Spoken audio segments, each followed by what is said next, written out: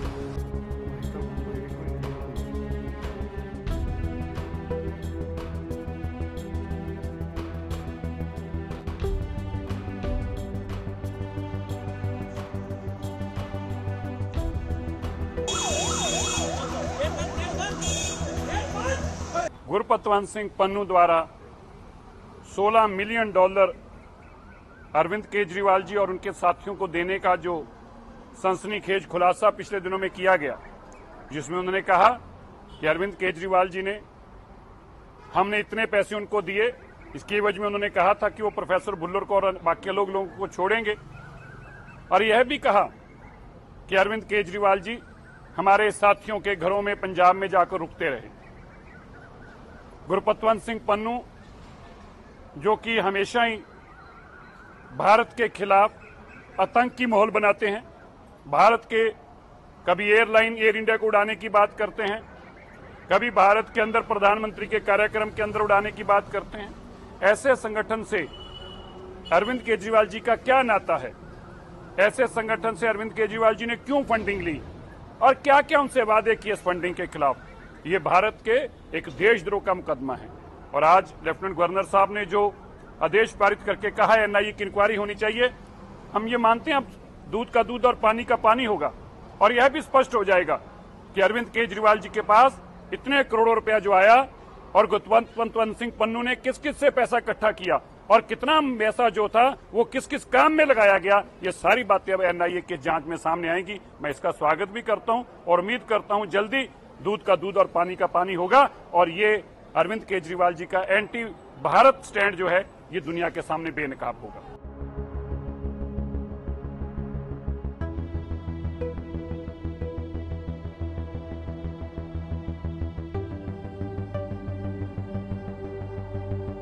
$16 million American dollar, 100 crore से ऊपर लगभग आम आदमी पार्टी को मिला। और ये सिख और जस्टिस के जो आगू हैं, जो उनके लीडर हैं, वह कह चुके हैं।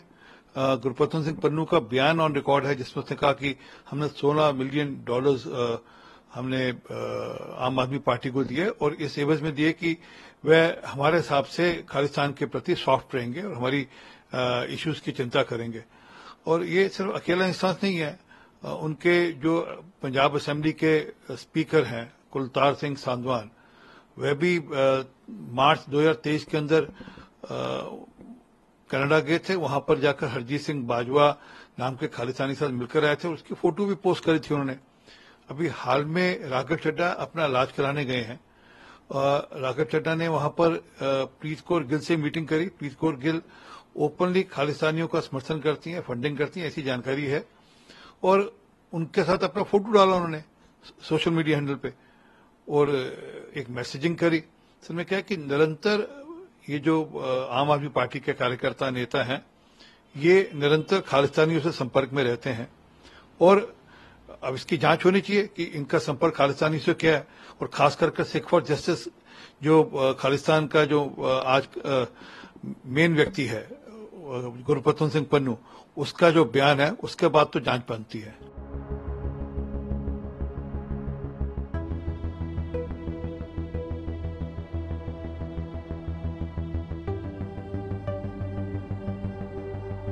पंजाब में भी ये करी थी जब पंजाब का चुनाव हार हो रहा था और भाजपा और उसके सारे जब बुरी तरह से हारने लगे तो यही राग और यही टेप रिकॉर्ड उन्होंने बजाया था।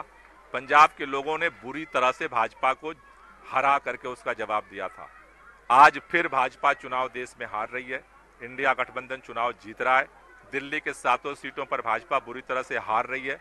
इसलिए फिर उन्होंने एक नया षड्यंत्र, पहले उन्होंने सोचा कि अरविंद केजरीवाल को घोटालेबाज बना करके जेल में डाल देंगे, उल्टा हो गया, पूरी दिल्ली खड़ी हो गई अरविंद केजरीवाल के साथ। अब एक नया षड्यंत्र किए हैं। अब इस नए षड्यंत्र का जवाब 25 मई को दिल्ली के लोग अपनी वोट की ताकत से देंगे। एलजी साहब का क्या है, एलजी साहब को तो ऊपर से एजेंट हैं भाजपा के, जो बटन दबती है वो बोल देते हैं, उस पर साइन कर देते हैं, नहीं करेंगे तो हटा दिए जाएंगे। लेकिन देश की जनता, दिल्ली की जनता 25 मई को इन सारे षड्यंत्रों का, सारे जेल का जवाब अपने वोट से देगी। पंजाब ने पहले जवाब दिया था, दिल्ली और देश इस बार फिर जवाब देगा। अरे प्रधानमंत्री जी पंजाब गए, बोले केजरीवाल तो पूरा एक नया देश बनाने वाला है खालिस्तान का, उसका प्रधानमंत्री बनना चाहता है। तो ये दिखा रहा है भाजपा की बौखलाहट, ये जो अनाप शनाप जो प्रलाप हो रहा है वो इस बात को दिखा रहा है भाजपा बुरी तरह से चुनाव हार रही है। पंजाब जैसा षड्यंत्र किया जा रहा है, पंजाब जैसा ही बुरी हाल दिल्ली के अंदर होगी।